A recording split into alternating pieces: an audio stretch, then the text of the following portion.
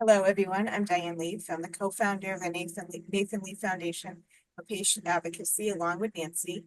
The foundation was born from my personal experiences with my son, Nathan. Along his healthcare journey, we encountered countless medical mistakes and misinformation, which made an already difficult situation very overwhelming. That's why we're dedicated to providing patients and their families with clear, unbiased information and the support they need to navigate through the complexities of the healthcare system. I know, Nancy, you've had similar experiences, and today I'm honored to be speaking with Erin and to hear about her experiences with her illness. And she's going to share her story with us today with the hope that, stories like hers that will continue our mission to empower your patients and to ensure they never feel as though they're alone in their healthcare journey. I know a lot of times the information is not accurate, or we don't know what the information really is, or what is happening, with us. So we're here to support you. And we want to learn and hopefully help you as well, Erin, to get to full recovery. God bless that we do. I'm gonna hand it over to Nancy now to see if she has any comments before we hear about Erin. No, I went through my own healthcare journey with my parents and my husband. So I'm lucky because I'm a clinical microbiologist and I have the knowledge to ask the right questions, but people don't know what questions to ask today. And hearing stories of individuals' journeys through the healthcare system and gaining that information of what works and what doesn't is excellent. And that's what we're here for with chronic inflammatory response syndrome. Go ahead, Erin. It's all yours. Hey, thank you both so much for having me. I'm so excited just to share my health journey, and I hope that my experience can be beneficial to others who are suffering from SIRS or any other chronic illness. So just a quick backstory. I am 31 years old. I was born into an Air Force family, and I was born overseas in Germany. My family spent about 6 years overseas. During my childhood, I didn't really have any serious health issues. Like I had child onset asthma, but other than that, I was pretty healthy and enjoyed a mostly normal childhood.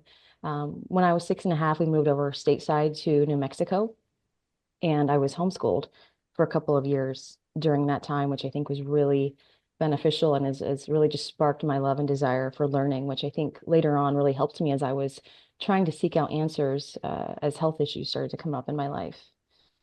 I also want to point out just the fact that I grew up with some dysfunction, and I think a lot of people who are suffering with what I'm dealing with chronic inflammatory response syndrome, have gone through some sort of trauma. I think a lot of people end up going through trauma in their lives. I think there's a stat that says that 1/3 of people have gone through some significant traumatic experience in their lives. And in my case, some of that was due to growing up in alcoholism, growing up in an alcoholic home environment. And to anyone who has been through that, I'm so sorry. I don't recommend it. I know most of that is out of, someone's control, but can really impact in a negative way a person's life. I was blessed to also grow up in a Catholic home at the same time and had a really devout mom who just loved God and tried her best to just take care of my sister and I during a difficult time in life, especially like in our young years, like from age 10 onward. It became really apparent that alcoholism was like significantly impacting my family's well-being. So we were in New Mexico and we had moved to Virginia, and all continued to be well health-wise. I went to high school, to public school. I played sports. I was really active physically. And then when I was about 17 years old, I got mono, and mono is really not fun. But most people tend to bounce back pretty quickly after recovering from it.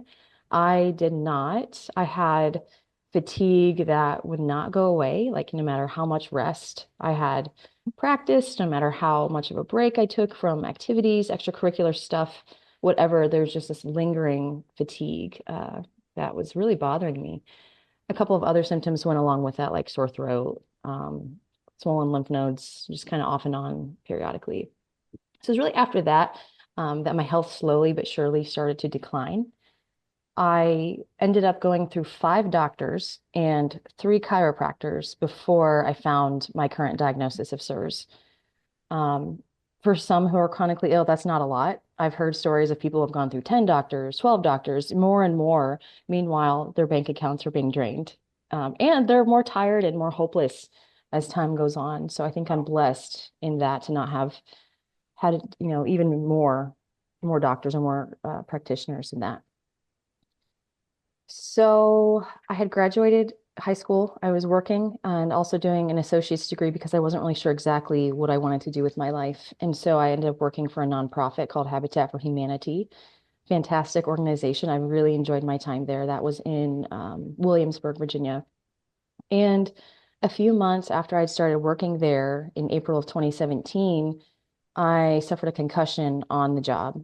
I was rounding a corner during a busy event at our workplace, and there was dirt all over the floor, but I couldn't see the dirt, and I was kind of in a rush. So I rounded the corner, slipped on the dirt, fell on the ground, hit my head, and blacked out for a second. And woke up, was a bit disoriented, but I knew who I was and where I was and that kind of thing. And then I ended up going to urgent care. I don't think they did anything other than your typical, follow the eyes, and they bounced my knee and stuff, and then kind of set me along my way. And then a week after that, I ended up going to the ER just because I was really disoriented at work one day. And I want to say they did an MRI, but to be honest with you, I can't remember, which is okay. I can blame it on the concussion. And concussions do some awful things, and it doesn't always happen right away. I know. Yeah. I ended up finding that out the hard way. So after that, I had been really physically active. Like I had really come to love weightlifting. And I was doing that right around the concussion time, and I refused to rest. Like a couple of weeks after my concussion, I was like, I gotta go back to the gym. I gotta keep these weight gains, I can't not work out or exercise. And so, looking back, I think that was a major mistake. But Major with mistake. concussions, though, my daughter had one in high school, and you don't think rationally. Right. You just, Right. you have no clue. Yeah. And People around you do, but you have no clue.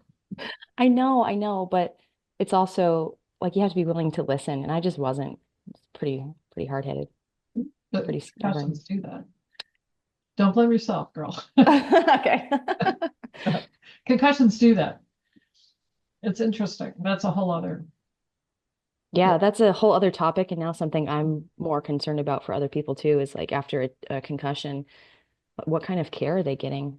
Especially if they have a genetic predisposition like I do, which I'll explain shortly. But 6 months after my concussion, I started noticing some weird symptoms. Like I used to be able to eat whatever I wanted. I would eat bread, sweets, whatever, no real issues. I knew I should probably kind of stick to a lower carb diet, but nothing really significant happened if I would eat gluten or anything like that. But I noticed about 6 months after the concussion, just kind of allergic type responses. Like I would eat gluten or dairy or eggs or something. And at the time, I didn't know what it was, but I would start experiencing joint pain in my elbows, which was very strange. Yeah. And I would just have general digestive upset. Like my stomach would be upset after I ate, and my stomach would swell. And I was like, what the heck is this? Very weird. I had no explanation for it. And so around that time, maybe a year or so after my concussion, I ended up going to see a functional medicine doctor locally in Williamsburg. And she was very helpful. She put me on a host of different supplements, was trying to balance my hormones, those kinds of things. But I don't think she really had any real idea as to what was going on with me. I think, she did her best, and she was willing to try new things if I had suggested them. But ultimately, she put me on some supplements, some progesterone therapy type stuff. And then we were kind of just managing my symptoms.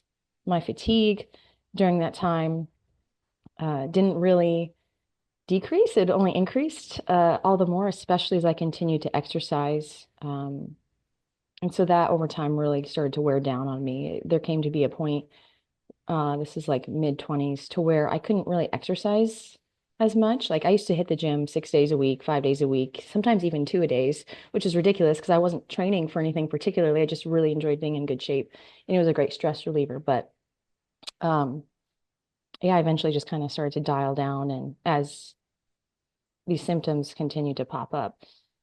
So I'm kind of jumping around a little bit time-wise, but that's okay. Let's see. Did they run any blood work at all as you're going through this? They did. Yeah, they did. I can't remember what exactly she did run at the time. They were kind of checking my thyroid, but not nearly as in depth as I later learned would be important. They did like metabolic panels. They would check iron. They would check, like the basic kind of stuff, but nothing really in depth that would be more helpful, or like, that would reveal more about my condition at the time.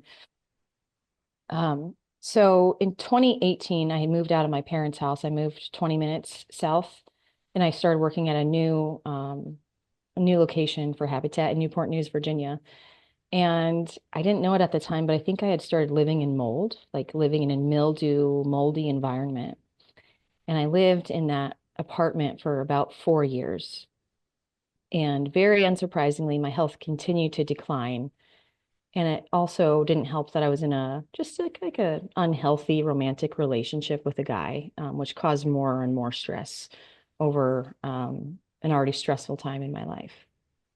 So more symptoms would pop up, like more serious brain fog. I would have word recall issues. Like I would be thinking of a word and it just wouldn't come to me. I'm like, I'm not even 30 years old yet.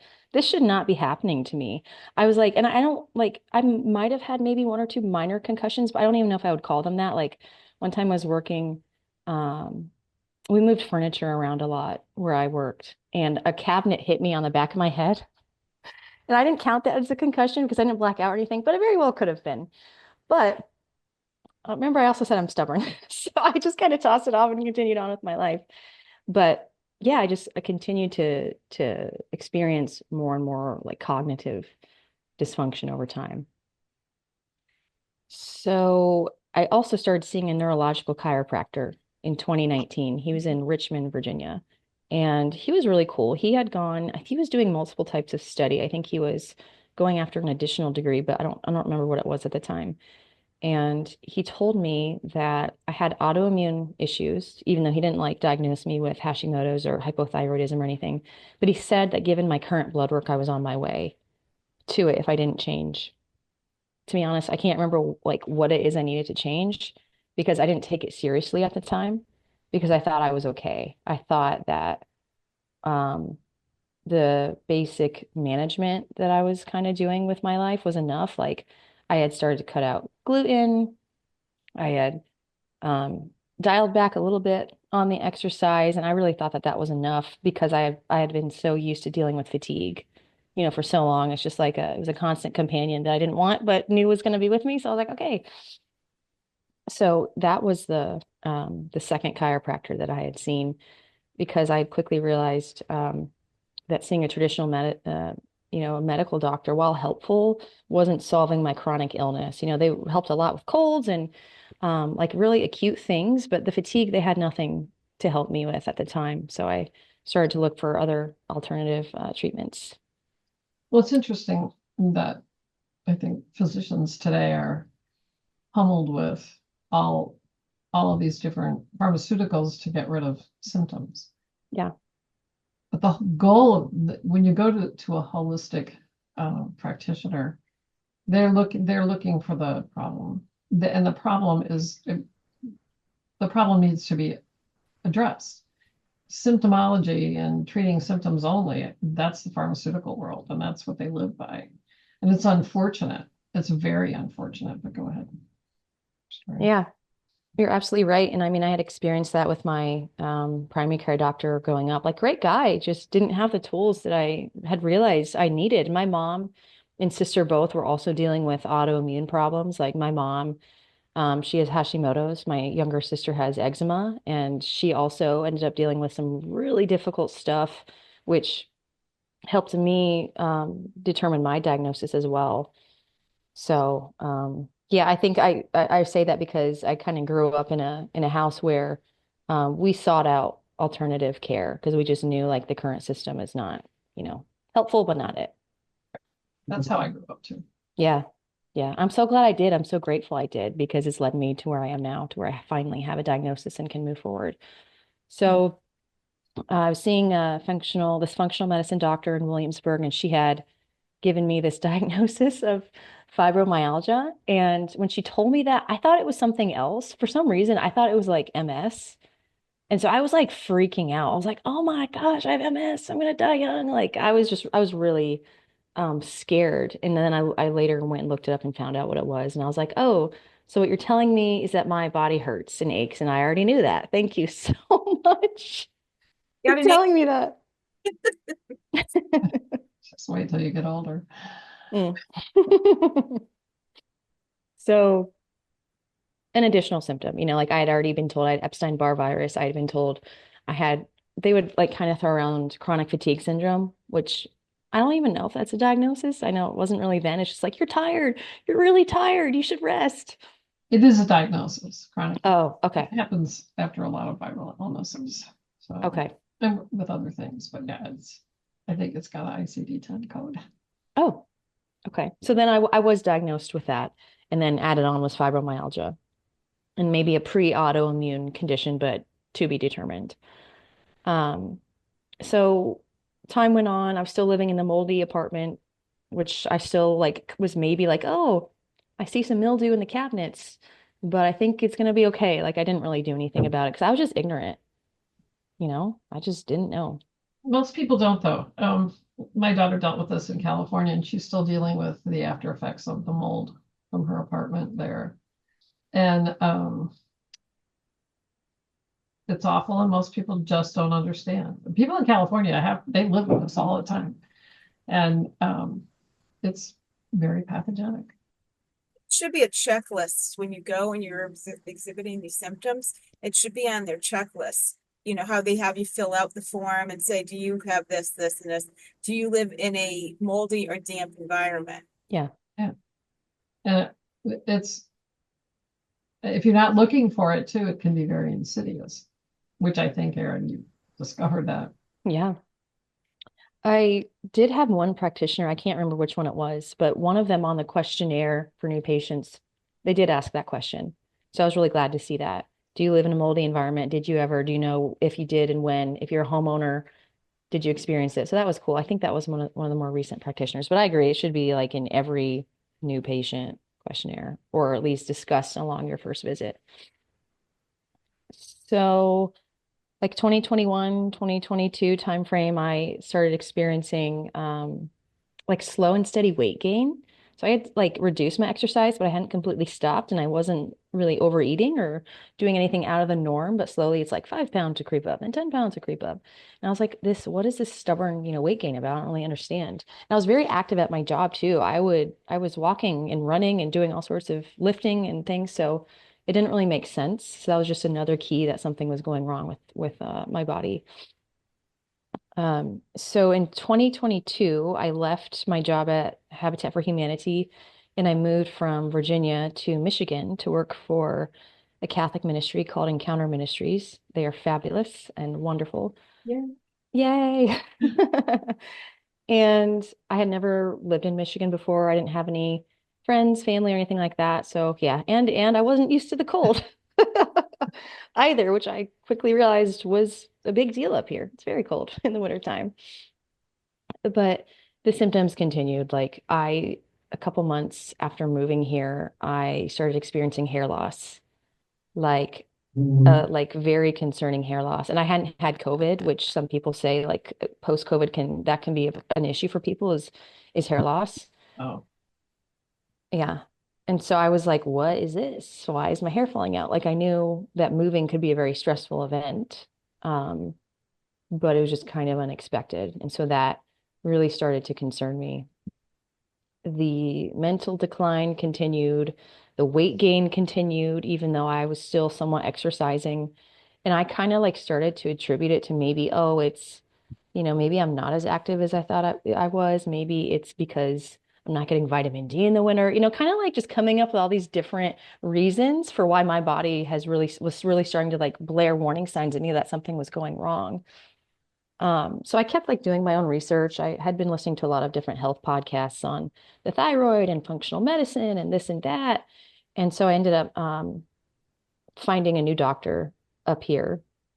Actually, yeah, I found a doctor. She was online. She was helping me online, and she ended up telling me through different blood work that I had SIBO, small intestinal bacterial overgrowth. And I didn't like that because from what I learned about it, it can be very tricky and difficult to get rid of. So she put me on a FODMAP diet, you know, like low glycemic foods to kind of at least get the symptoms to decrease over time, which was helpful. But for anyone on who's been on low FODMAPs, you know you're not supposed to be on that diet forever. It's just a temporary strategy for hopefully like long-term wellness. There's a new pharmaceutical to treat SIBO now, and Oh, paired with balancing your microbiotics, your gut bacteria. I don't even know what that is. Real successful. Pardon me? I don't even know what low FOB, I don't even know, I've never heard that before. oh, low FODMAPs. I don't remember like what it stands for, but essentially it's like you cut out all sugars, a lot of different grains, no alcohol, low caffeine, anything that can upset your gut and feed the bacteria. Yeah, there's a whole list of foods that like you can't eat. It's like you're not supposed to have garlic and onions and all sorts of different things, which I kind of ignored some of that, but So I got the like definition. I what's just that? the definition of low FODMAP diet is designed to help manage symptoms of irritable bowel syndrome, IBS, by reducing certain carbohydrates that can be difficult to digest. It involves temporarily eliminating high FODMAP foods and then gradually reintroducing them to identify which ones trigger symptoms. Yeah. So that was helpful. I did like the swelling and like the digestive stuff really did improve with that, but like how long was I supposed to be on it? Like you can't just stay on that for years. Because I just knew my body and I knew that something was really wrong and that diet alone was not going to fix my problem. So I soon kind of went off that and started to eat different foods. Though at this point I will say I had cut out gluten completely and had also started reducing dairy because I noticed that dairy was a problem as well as eggs. I had done some allergy testing with my doctor in Williamsburg, Virginia, and she told me that I should start cutting out eggs, gluten for sure, and dairy. So, yeah, Wow, what can you eat? yeah. That's a lot. Yeah, and then I noticed other things too would bother me, like nightshades, tomatoes, alcohol. I had never really drank a lot, but like even just a glass of wine, the next day my hands would swell. I'm like, what is this? Why are my hands swelling? It's so strange. I'm having that right. That's so, I mean, right now, at this stage of the process for you, you're so restricted in what you can and can't eat and what you can and can't do. It's very frustrating as a 20-something-year-old Yeah. um, who's just, you know, trying to live an ordinary, normal life. I was okay with cutting out gluten because like now and even then there were so many things that you could still substitute with. Almond flour, cassava flour, oat flour, some oats, not a lot, but yeah. So I agree. It was very frustrating. But I will say my younger sister, who has eczema, she had cut out gluten a long time ago. Like it's been over 10 years since she's cut it out. So I was kind of used to being around somebody who, you know, just had dietary restrictions and had to substitute or not go out to eat with friends or be the weirdo who was having the cheeseburger without the bun kind of thing. So that just kind of became a part of my everyday life, which I know a lot of people who suffer from chronic illness, that's their story too. It's like I can only eat 5 foods and I bring my Tupperware with me everywhere I go and people look at me funny and it's ostracizing. Being chronically ill is very ostracizing. And I don't think people who who haven't been through that, they just can't understand, even though I think if you have a good support system, they try, but they just don't get it. Yeah, I've got a good friend that has celiac disease, and it's difficult for her wherever we go, she has to be extremely careful. It's not just a allergy. It's not just a inflammation challenge. She's got the true celiac disease to where she is in the hospital if she gets gluten, and it's awful watching that and dealing with that. But what is the core reason for that? Right. Right. And I don't know how many people who are ill like ask that question. I think people want to trust uh, their practitioners, their doctors. They want to hope and know like that they're doing the best for them. And they probably are. Most doctors, I think, are. But are they asking the right questions? I think that is really key to discovering the source of illness if you're struggling with something, especially if it's getting worse over time and your strategy isn't working. You have to start asking other questions. So I had been doing some research on the thyroid because the symptoms I was displaying were like hypothyroidism, hair falling out, weight gain. Yeah. Yeah. And so everything. It's exactly. And you were never diagnosed as hypothyroid.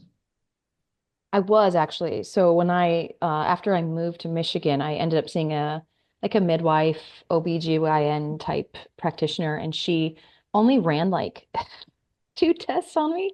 She did like TSH and T4. Mhm. And when she got those results, she's like, yeah, you are hypothyroid and you need to go on Armour or one of the T4, one of the thyroid drugs. So yes, and Armour is the natural one. It comes from pigs, and Synthroid is the artificial one. Armour Thyrolar is T3, T4, and Synthroid is just T4.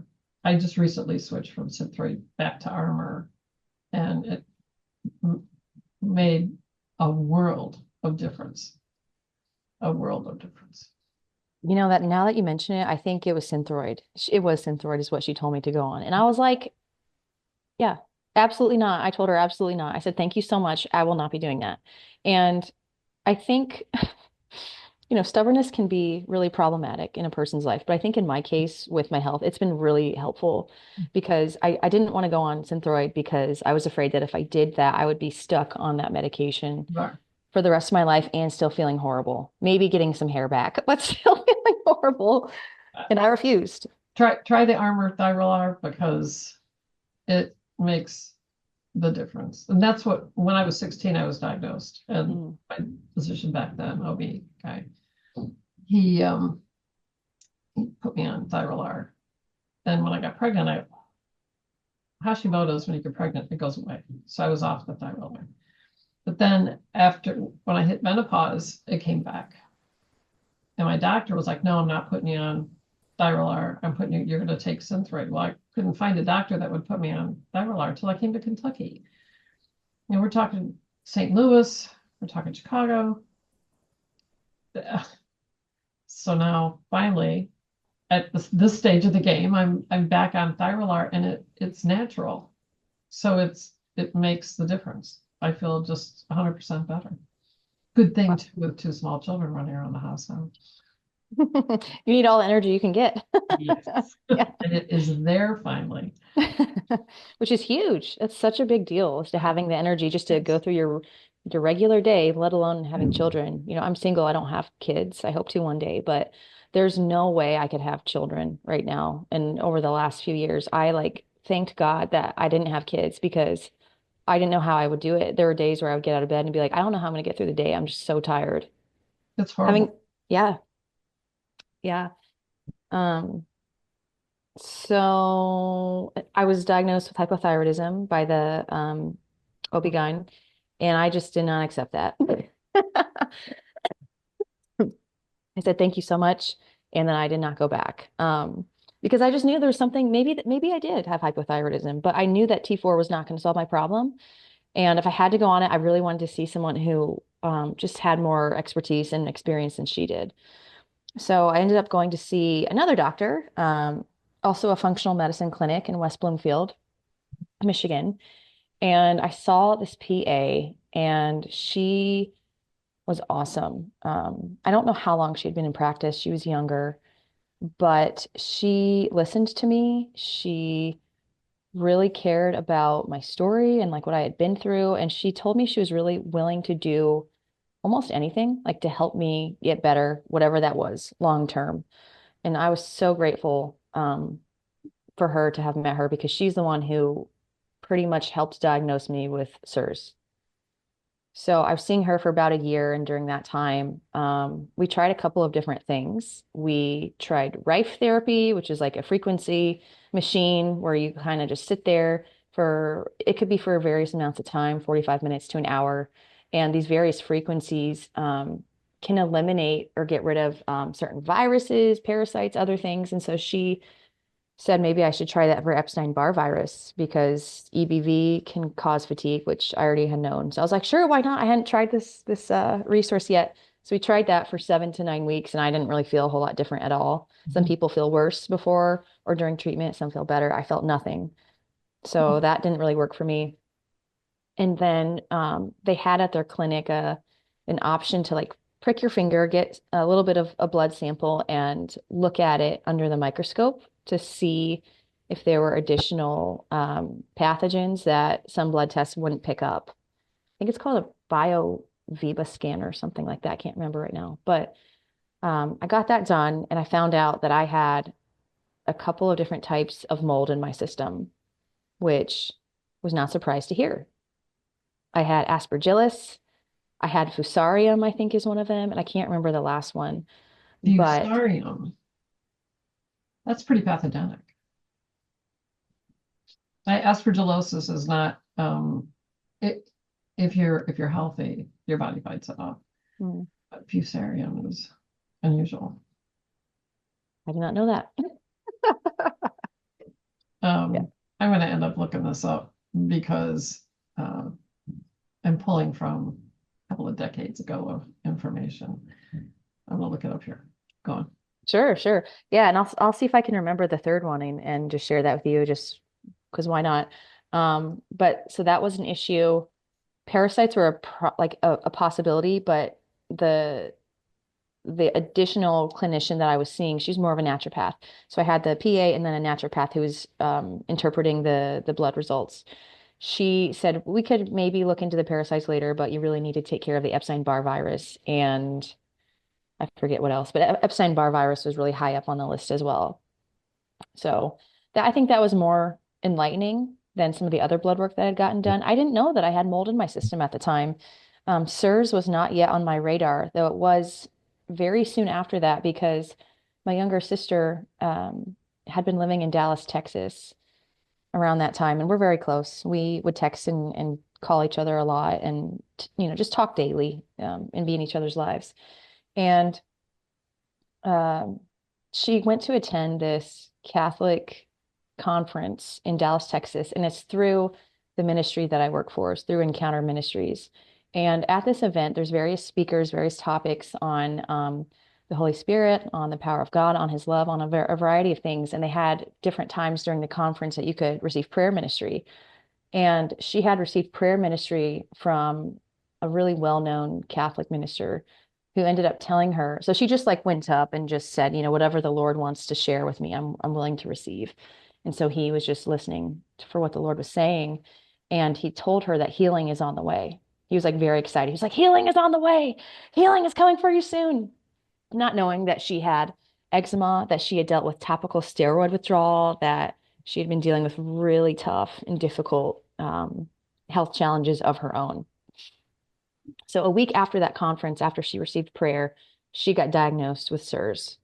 And I think that was a huge relief for her because she too had been experiencing just a ton of crazy, weird symptoms that your average doctor just doesn't really understand. Like she had heart palpitations. She had weird things happen where like her hand would involuntarily claw up and it would like stay kind of fixed like that. And so she was afraid as well that she had something like MS or Parkinson's or something. But she got diagnosed with SIRS in 2023. So after that, she started to see a SIRS practitioner. You have to go through um, a set of training in order to help someone who has SIRS heal from it. There's a whole protocol to it to get well. But as she was going through the protocol and just learning more and doing her own research through podcasts and YouTube and all the resources that she could find, she told me one day that she thought that I had SIRS as well. And I did not want to hear that. You would think I would because I've been sick for over 10 years.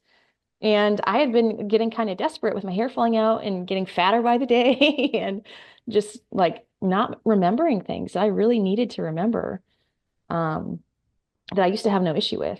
So she's like, you have SIRS. It's a genetic issue. We have probably the same genes. Um, I am willing to bet a lot of money that you have SIRS. And so I kind of looked into it a very little bit, mostly for her sake, so I knew what was going on with her.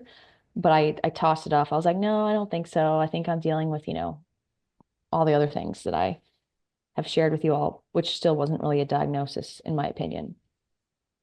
So then what happened?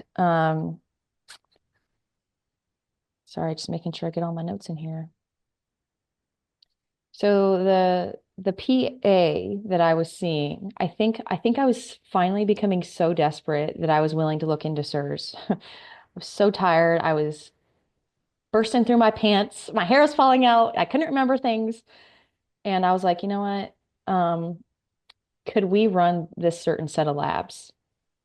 And they're very specialized labs that you have to do to find out if you have SIRS. That's not the only part of the diagnosis, but it's a big part of it is doing a certain lab. So would you like me to share those particular ones with you? Does that work? Okay. So you get alpha melanocyte stimulating hormone tested. You get VEGF, which is vascular endothelial growth factor, tested. You get complement C4A tested. You get complement C3A tested. You get Vaso, I'm probably going to mess this one up, but it's VIP. It's Vaso intestinal polypeptide tested. Wow. And then there's one more, which I can look up. But it's very specialized. Every time I went to the lab to get that tested, they didn't know what I was talking about. I'm sure they're not common tests. Well, the complement, I mean, that's your coagulation cascade. So complement's important in that. But so those are typical, but the other ones aren't. I'm gonna Yeah. You're gonna what? look them up at work. Oh yeah, that's right. You work for a lab. Oh, sure. Oh, that's right. Yeah, that's interesting. And I mean, you can go online and you can find labs that some of these online labs that do all kinds of tests. But Diane, you work at a clinical lab, so it'll be interesting to see what you find. We're gonna have a follow-up video with this for sure. Yeah, that's really cool that you have that background and that experience. Who knows what you'll find after this? The other test, it's called TGF Beta 1, and it's another inflammatory marker. I couldn't tell you what it stands for. Yeah. That one sounds familiar. And that's back in my quest days. Interesting though. I'm looking up fusarium here, and it can definitely cause skin and nail problems like eczema. Look like eczema, sinusitis, pneumonia, thrombophlebitis, septic arthritis, and osteomyelitis. It is Wow. It is not. It's not a friendly, like aspergillus for immune compromised people, and I mean really immune compromised people, can kill you. But for your average person, it's not going to do very much. Maybe a little irritating sinuses, but well, none of them are. Well, I can't say all funguses are bad, but these are definitely pathogenic. Yeah. Yeah, I had been dealing with sinus issues. I mean, I'm not really sinus, but I get colds a lot. I have like the postnasal drip all the time. I'm always blowing my nose. So to hear you say that, I'm not really surprised. But that's another thing with SIRS is sinus problems. So I guess I can tell you, yeah, I'll tell you about the diagnosis, how you really Yeah. get diagnosed with SIRS, and then a little bit about the treatment. So you can actually get diagnosed pretty cheaply if you can't afford labs, blood tests, which I think is awesome because a lot of people, by the time they get diagnosed with SIRS, they have no money, which is challenging. But so if someone suspects they have SIRS, what I recommend is going to take a VCS test. It's a visual contrast sensitivity test. And what it does essentially is it's checking the inflammation in the nerves in your eye. And that's related to brain inflammation. And if you fail the VCS test, there's a very high percent chance that you have SIRS automatically. It's not guaranteed, but it's very high. It's like over 90% that you have SIRS. Some people pass the test and still have SIRS, so there's always that chance, but it's like a very high percent chance that you're dealing with SIRS. Um, and then along with that is you take a symptoms cluster test. So you're just going through these 13 sets of clusters that have one or more symptoms in them, and you are just highlighting if you are experiencing any of those. And I want to say, I could be wrong on this. You'll have to double check survivingmold.com for more. But if you have, I want to say it's 7 out of the 13 clusters are checked off, then it's also very high percent chance that you have SIRS. It's like, once again, over 90% chance that you have SIRS. And so that part, like it takes it's $20 for both VCS test and the symptoms cluster on survivingmold.com. And so I did that, and of course I failed the test, which I didn't know all those details when I took this, but I failed the test and had almost every symptom, every cluster checked off. Not every symptom, but there's 37 symptoms in the 13 clusters, and I had most of them. Yeah, Wow. yeah. And how many physicians know this? Sorry, my voice is going. How many physicians know this? Too few, Way too few. way too few. Yeah. Yeah, I mean, it's sad, but I'm the one who kind of told my doctor that I wanted to find out if I had this thing. But that's why we're here, all right? Yeah. So that people can do that. I actually had a doctor who quit me as a patient because he said I was asking him too many questions. I was telling him what to do too much. I'm sorry, but you have to. And if a physician's not willing to listen and dumps you as a patient, like I got dumped, um, then it's a good thing because you need to find someone who is more educated and wants to learn. Absolutely. It's I a agree. I've been very blessed to have just really caring practitioners and people who I knew wanted to help their patients, even though they didn't have all of the training and resources that they needed. So I'm very grateful for the doctors and chiropractors that I've had.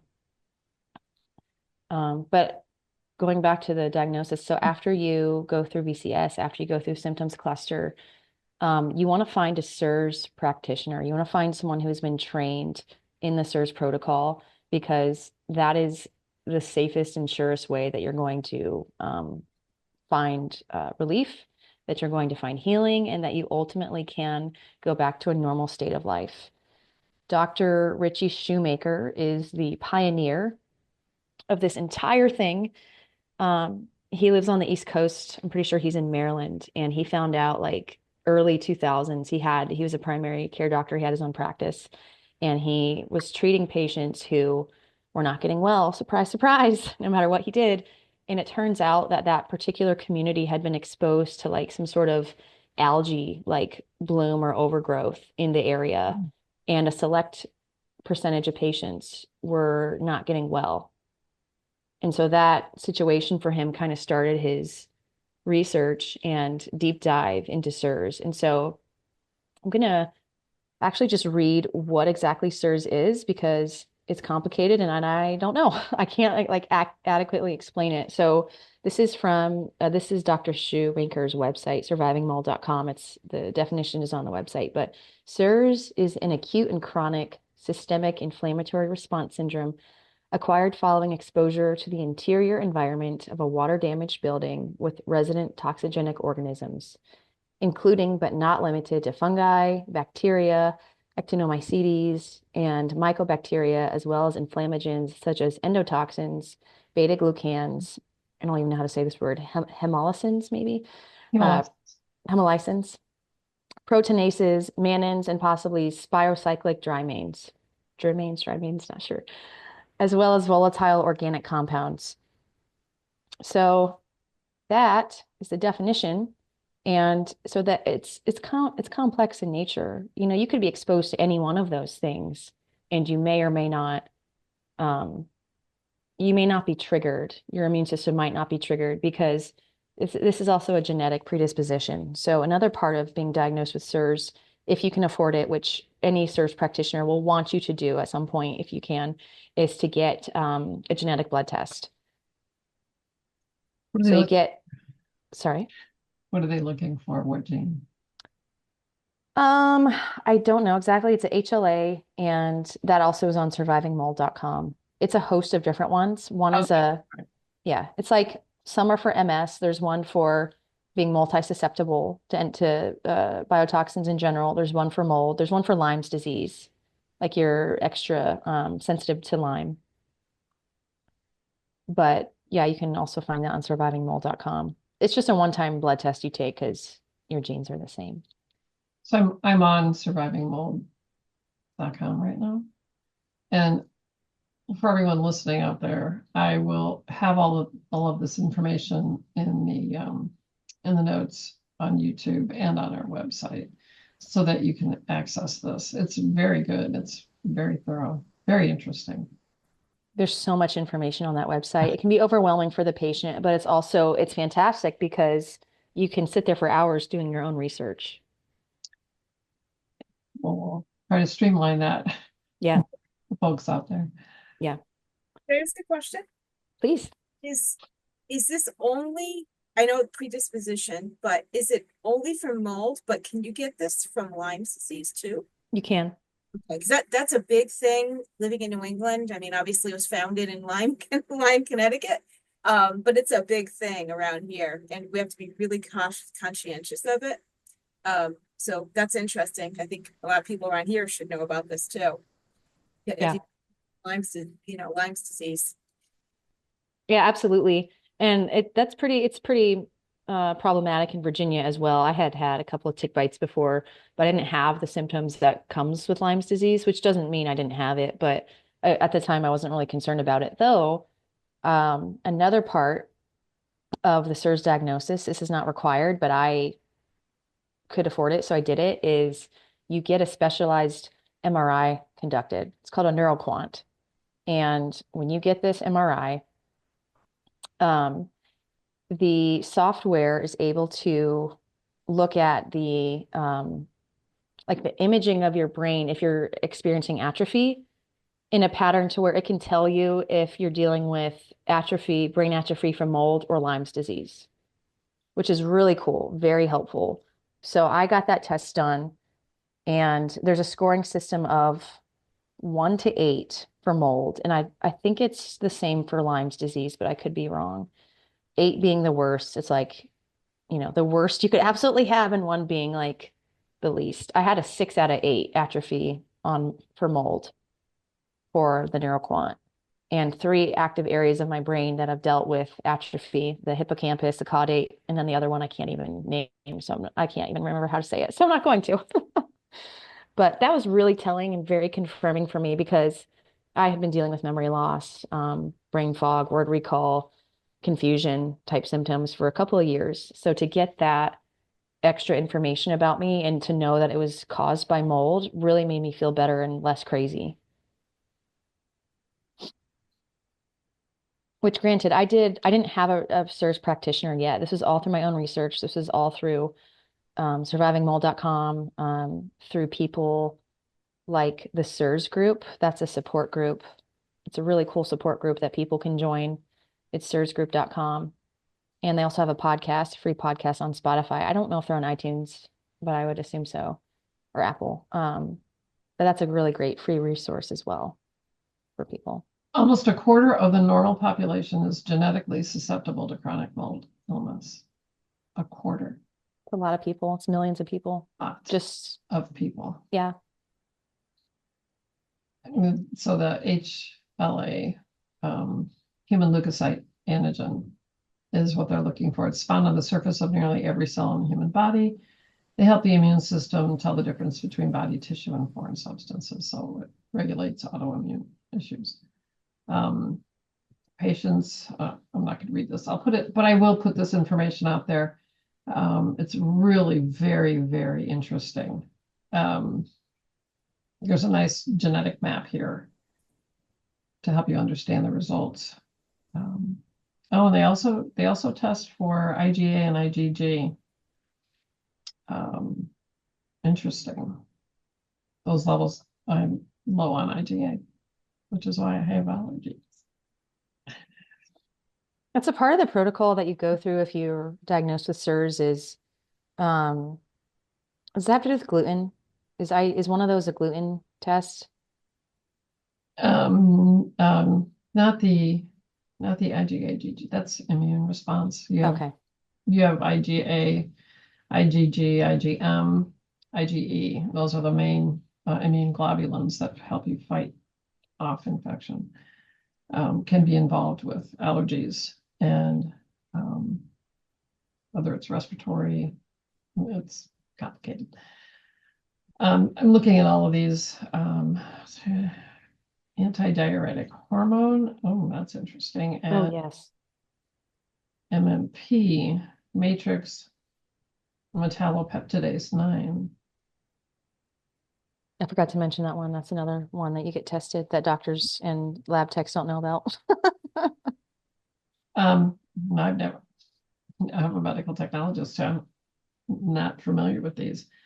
And leptin, but they're not taught. So, and I was taught a long time ago. School for me was a few decades ago, more than a few. And they might be testing or talking about this today because it's, as we move, and especially given today's politics, right? We're moving towards wellness. There's no question about what RFK is in and doing to help prevent some of these, some of the more challenging situations. But I think it's a direction that it's opening a door to a different direction for healthcare in general. And there's enough of a call for the wellness, the holistic physicians, the naturopaths, the napropaths. I'm more familiar with nephropathy from Chicago, but and Tom Gagnon.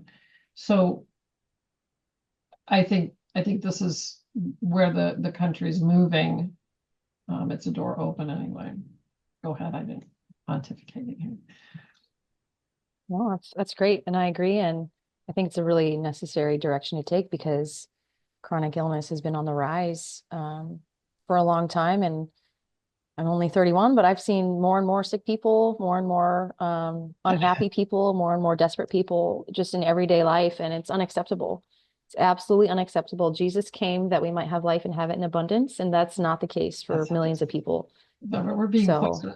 And I mean, we can get onto yet another podcast about, and I do have podcasts out there and on a different venue, but just the fluoride in our water. And that's one of the things that RFK is about.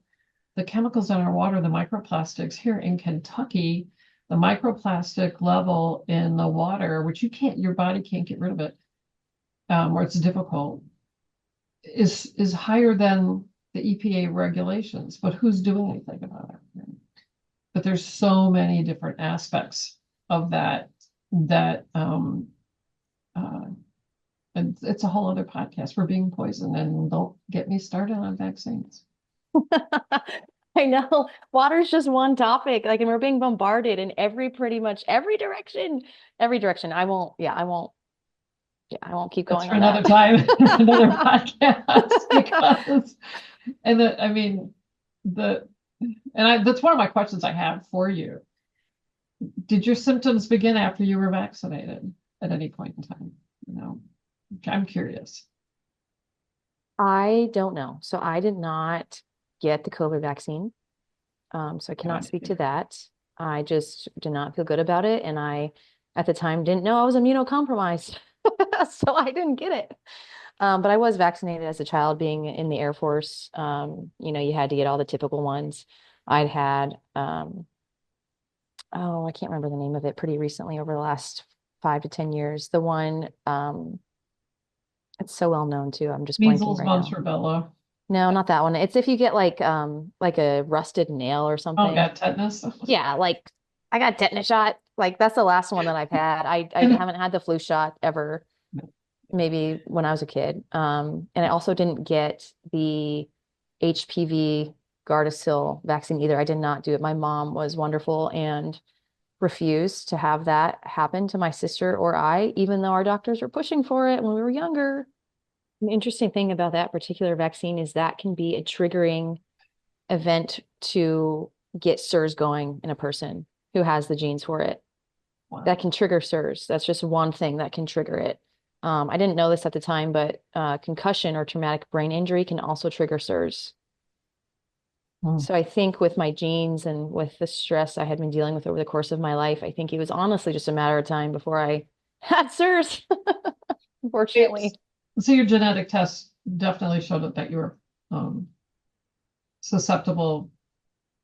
See, I'm looking over here at it's multi-susceptible, then mold susceptible, then Borrelia, which is post-Lyme syndrome. Yeah. They were positive for you. I have the multi-susceptible gene, yes. Okay. Which is considered the worst of them all. It is, but they say it's the dreaded gene, but people with that gene are no less likely to get well from the protocol. So I'm really glad to hear that. I'm really glad to hear that. So the protocol, I'm actually really have just started it. I saw my SIRS doctor for the first time on Zoom in November. And by that point, I had been pretty decently educated to where I knew a little bit about the protocol and what needed to happen. And by the way, she is in New England. Her name is Dr. Peg DiTullio. She's a Lyme disease expert, and she's a SIRS practitioner. So she is highly skilled. She's been doing it for a long time. She has her own practice, and I highly recommend looking into her site. It's Regenix Health, I think is what it's called. Regenix Health, yeah.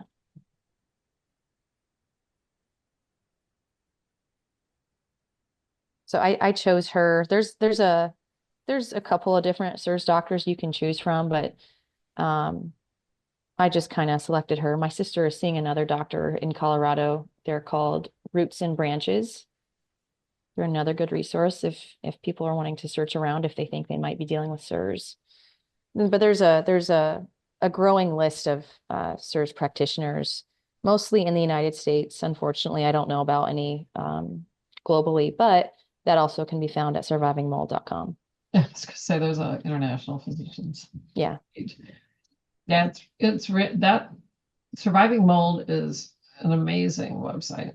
The information here is just astounding. Yeah, they've been researching and at it for years and years, and it's a fantastic resource. There's also a book, I think Dr. Richie Shoemaker and another doctor co-wrote it, but it's geared towards the SIRS patient and to family members. So people get a comprehensive understanding of what this illness is and ultimately how to recover from it, because it's pretty involved, it's pretty complex. But there is hope for sure. There's many people who have recovered from it and who can live a normal life and go about their job and just their daily life without issue. So it's really good news. Wow, what a story. you answered all my questions because I was going to ask you, like, how many different types of diagnoses did you get? And you pretty much talked about a lot of them. And the vaccines were a question in my head too. I want to go back to the hypothyroidism. So Hashimoto's, being autoimmune, your body attacks your thyroid, right? So it stops it. You do definitely need T3 and T4. You need that to keep your engine going, right? Which is why the hair loss, the weight gain, the lack of memory, the fogginess, because your engine's just stopping. You can try natural means, but I highly suggest you think about the Armour Thyrolar, because it will help everything else recover, right? And once everything else recovers, and your body is on the way to functioning better, you can start to try to figure out a way to change the autoimmune response, right? But this is like, it's almost like the chicken or the egg, because you want your body to have that energy to be able to heal. Yeah. And healing takes a lot of energy. So I highly suggest it. Again, we're very cognizant of chemicals, vaccines, especially antibiotic stewardship. Just from being a clinical microbiologist, the antibiotics are chemotherapy, and people need to remember that. But I just told my husband to switch to Armour Thyrolar because he's also hypothyroid. Wow. It's a step in the. I think it's just a step to help you get everything else taken care of, to better understand the core challenges, and this will help you address the core challenges, and then you can address the hypothyroidism. It's just my opinion, and from my experience. My daughter tried to go off of her doctor told her to go off of her thyroid medication, and it was disastrous physically for her. Physically, emotionally, it was just a disaster. It was right after she had her last child. And once she went back on it, she was so much better and able to address everything else that happened, because she was exposed to mold. And I mean, mold seeping from the walls in her. When I walked into her apartment in California, it was like walking into a wall of mold. As soon as I walked in the door, I ended up having to leave because I got sick. I became physically ill. I started running a fever. I started, the whole upper respiratory. I do have asthma. It was awful. It was gone. It took about 3 or 4 days, but I had to leave. And they eventually left the apartment and had to move somewhere else to be two small kids.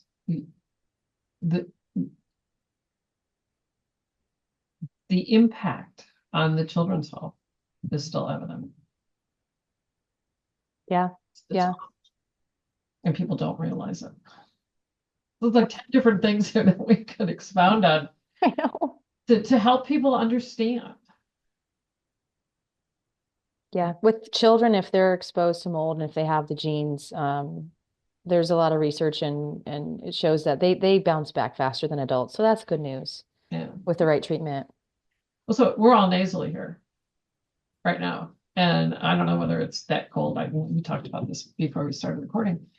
But Therese was opening up some of her boxes from the apartment, and she pulled one out, and it was just it was not visual mold, but the smell was horrible.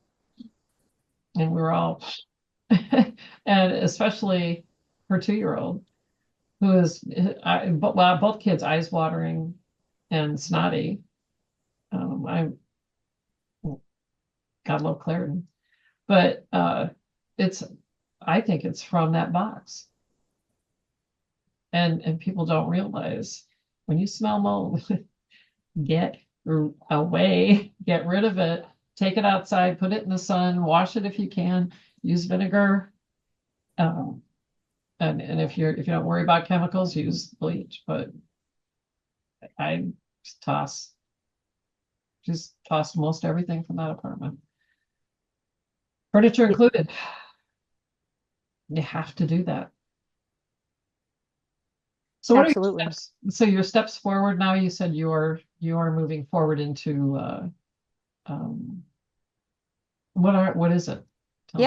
Yeah. So it's the SIRS protocol. The first step is to get out of exposure, whatever your biotoxin is. It's mold for a lot of people. It could be though other endotoxins, so like, sewage in your house or in your workplace or whatever, if you're exposed to that, and that's your toxin, you have to get out of exposure or else your body will not heal. When you are re-exposed to that, when you're out of exposure, your body just goes right back into that chronic inflammatory state, which unfortunately impacts pretty much every system in the body. So you have to get out of exposure, which for most people is the most difficult part of the healing Yeah. process. It's step one, especially if you're a homeowner or if you own your own business and you've dealt with, water issues in your building, like it can be challenging, but you absolutely have to get out of exposure, which for me has been kind of difficult to come to terms with. My current apartment, so my sister and I, we both have, both dealing with the same issue. Yeah. We had to, when we were moving from my old apartment into the one we're currently in, we had to, I guess we didn't have to, but we were just adamant. We're like, we cannot live in a moldy home again because my last apartment did have mold in it, which I didn't mention, but it did. I could see it as well before the one in Virginia. But um, there are certain tests that you can run on a building, on a space. It's essentially a dust test. You can run, it's an ERMI, ERMI, it's an ERMI test, or a HERTSMI, which is HERTSMI. And that is through microbiology. Actually, that's not the right website. But anyways, it's through a particular company in Texas. And they pretty much will go through a whole list of different types of molds. And it'll give you certain like level range, and through the protocol, there's a certain level that's deemed acceptable. And obviously when you cross over that, the body cannot heal. Like if it's a certain, like the score is like over a 2, I think it's not good. It's not good. You got to get out of the situation, out of the environment. So Even low levels, though. Low levels are, you don't want that subclinical, challenge. no, no, you don't. So we tested multiple buildings. We tested like, oh, sorry, my sister just texted me. I had a feeling she would because she's listening. It's Envirobiomics in Austin, Texas. They run the testing, mold testing. Biomics. Mm-hmm. It can be pretty pricey, but I think it's worth it in the long run if you want to get well. If you're tired of being ill. So we went through like 4 different buildings before we committed to this place, and where we are currently, it's scored really well. So my doctor was really glad to hear that. So you get out of mold exposure or whatever the endotoxin, whatever the exposure is, and then the next step is to go on a binder, the pharmaceutical. There are a couple of different options. There is Welchol, or I think it's Covacevolum. That's what it is. It's really well known though as Welchol. Is this on the surviving mold? Yep. Yep. Welchol is not as strong as the second option, which is what ideally you want to be on, which is cholestyramine. So Welchol has 1/4 of the like removal rate as cholestyramine. But unfortunately, for a SIRS patient, it can be really hard on the body starting out. So you kind of titrate and increase your dose of either one. I'm currently on Welchol. Oops, lost my mic here. The goal is to be on 6 tabs, 6 tabs a day, at least for me. I think it's the case for everybody, but for me, it's 6 tabs a day. It's 625 milligrams until you pass your visual contrast sensitivity test. That is what you do. So that can be any amount of time. It could be months, could be less months. It kind of just depends on if you're re-exposed. So what are these? I mean, what type of a chemical? Is it a chemical? Is it herbs? What is it?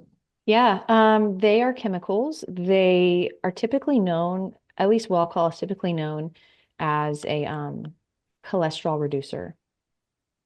So you want to eat it with fat, and it binds the toxin. It stimulates, I want to say that, is it the liver or the gallbladder? I don't know which one. It's your liver. I mean, because all the statins for cholesterol stop your liver. I mean, the actions in your liver. Is it a statin? I don't know, to be honest with you. I'm not sure. I'm not sure. I don't know if that's on the website. I would assume it is. Yeah, look it up. That's Yeah. interesting though. It is. Yeah. So you go on that and then you pass your VCS test. But then if you're ever re-exposed, you have to start over, unfortunately. You Yeah. have to start either Welchol or cholestyramine again. That's one thing that the CIRS patients who are pretty much done with the protocol will tell you is they just keep Welchol on them in case they're re-exposed through, travel, daily living, going to the mall, multi building, whatever. So it's not like once you go through the protocol, you never have to think about it ever again. Unfortunately, you do. And I'm just thinking about as Teresa opens up her boxes here. And, this happens. We're getting exposed all the time. Although I don't think we have the genes. So we don't have the challenges that you face, except like my mom, Teresa, and I are all hypothyroid. Mhm. So it's interesting. Yeah. So once you do those two things, then you start to correct all of the just unbalanced things in the body, and there's a whole, like, you do it in order. I don't have the exact order once again on survivingmold.com because I'm not there yet in the protocol. But oh no, actually, I'm sorry. Step 3 is eliminating Marcons if you have it. So Marcons is a resistant bacteria that colonizes the nasal cavity, and you have to take a certain spray to get rid of it. And the reason it's a problem is because it represses MSH from increasing as you go through the protocol. And MSH is the master hormone, and it controls a lot of various functions. So if you have Marcons, not every CIRS patient does, but a lot of them do, you have to get rid of Marcons. You have to eliminate it from the system, which can also take a long amount of time depending on the person. Marcons, can you spell that? Sure. It's MARCONS. Oh, it is like it sounds. Mhm. Questions and answers. And that is also a test that you can get. I don't know if, a person's insurance covers it. I just paid for it out of pocket. It was $85, and that was through Microbiology DX is the website. They will test that for you. Wow. Yeah, it's pretty tricky. It doesn't say what the bacteria is, but it's rifampin that they're using. I'm gonna have to look, because there's so many different types of bacteria that live in your nose. I mean, we live symbiotically with bacteria, and it's a good thing because it manages pH, and because of that, some of that pH management, but it helps fight pathogens, right? And I'm really curious to know which bacteria it is that overcolonizes and why, so that they have to use rifampin. And it talks about quinolones too, like levaquin. This is really interesting. I'll have information on the website about it. It's fascinating stuff. It's very interesting, Really especially, is. to the scientifically minded, or those who are just interested in medicine and health. It's fascinating. Yeah. It doesn't say what Marcons are. What bacteria? Because there's so many, and that's the challenge when you get a virus. Then your nasal bacteria gets imbalanced, and that's how you can get a secondary bacterial infection. Excuse me. So that secondary bacterial infection is an imbalance of your normal bacteria that ends up allowing pathogenic bacteria in. But there's just a lot of normal bacteria, healthy bacteria, and I mean, even in your mouth. When they're showing that oral bacteria, my mentor, Dr. John Thomas at West Virginia University, he did a lot of studies, peer review studies about how oral bacteria actually impacts the possibility of miscarriage. Right, but so this is in the 90s. Today, we know that microbiotics, your microbiome, starts here. It goes all the way through your digestive tract, and that impacts your general health. It's not crazy anymore, like people used to think. We were nuts about that, but it's the reality of keeping healthy bacteria in your body versus the pathogens. And I'm just surprised that they're rampant. It's not a pretty antibiotic. None of them are really, but we'll have follow-up on this. So Yeah, amazing story. So that's stage three. that's part 3 is you eliminate Marcons if you have it, and then you correct all the off balance items like your ADH and your osmolality. So that's your it's water retention and like electrolyte balance. You want to get your C4A and your C3A fixed. If you're dealing with gluten sensitivity, you want to work on that. You work on reducing your TGF beta 1. I don't know exactly how they do that. I don't know if they're what kind of supplements, but there's a lot of supplements involved if you can afford it. And then the last step is you take a VIP spray. So the vaso-intestinal polypeptide spray, there is research and proof that it is able to regrow the brain. So if you're dealing with brain atrophy, which many, many people are with this, there's brain regrowth, which is incredibly exciting. Wow. I mean, that is, I had not heard that. That is for a lot of people. What about the elderly? Because there's natural atrophy, brain atrophy in the elderly. My mom had that, and it scares me to no end. Are there any? I'll look and see if there's any studies on it. Yeah, there probably is, I'm sure, on PubMed, somewhere like that. Yeah. Yeah. Yeah. Interesting. I'll have it in the notes section on the website. This has just been an absolutely incredible, enlightening conversation. And Erin, I just want to thank you so much for taking the time to talk with us. There will be follow-up, and we might even have additional podcasts with you to be able to expound on some of these things, especially if we get questions from our viewers out there. Yeah, absolutely. So, Diane, do you have any questions? No, thank you so much, Erin. This was very, very informative. I never heard of any of this stuff before, but I think this will explain a lot of illnesses that people are trying to solve for. That this may just be exactly what's happening to them, and they don't know, and the doctors can't diagnose it because they don't know about it. Right. We have to educate our docs. And if they don't want to be educated, find another one. Absolutely. I mean, that's what I did, and that's how I got to where I am now.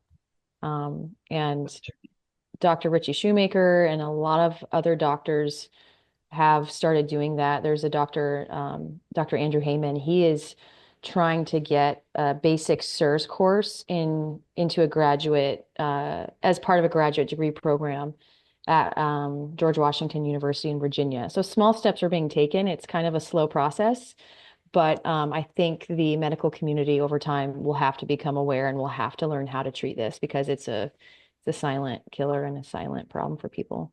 I think the medical community is in for a bit of a change with RFK. Things have to change. I have one last question that just came Yeah. to my mind. Is there anything in all of your research, all of your journey about sleep and sleep and being negatively impacted by this? Yes. Yeah. You can definitely, your sleep can be a major problem. I don't know like the exact scientific reasoning for it, but a lot of people, I'm on a sleep aid. I take theanine. I take 400 milligrams of theanine at night to stay asleep because I wake up like at 3 and 4 a.m. My sister, who's also dealing with SIRS, she doesn't sleep well either. So I don't know what function or what part of the illness causes that, but yeah, a lot of people struggle with sleep. That's interesting. My toddler struggles with sleep, but I think that might be just because it's toddler. All right. Well, thank you again very much. I'm going to go ahead and stop the recording now and stay on. Many thanks to Erin for recounting her journey. Don't forget to subscribe to our channel for future healthcare updates.